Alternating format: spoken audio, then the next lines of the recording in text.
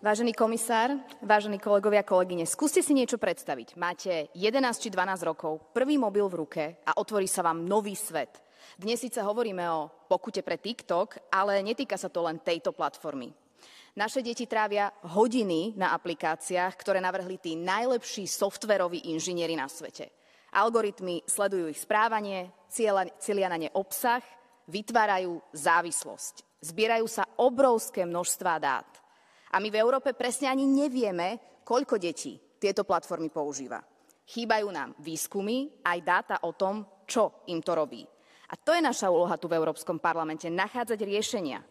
Dobrou správou je, že sme pred pár rokmi nezaspali a máme v Európe základné pravidlá, ktoré nás majú chrániť.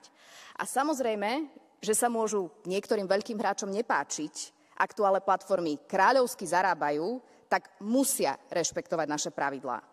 A ochrana detí má u nás v Európe zvláštne a špeciálne miesto. A preto to poviem jasne, v tejto téme nepoľavím a verím, že vy tiež nie.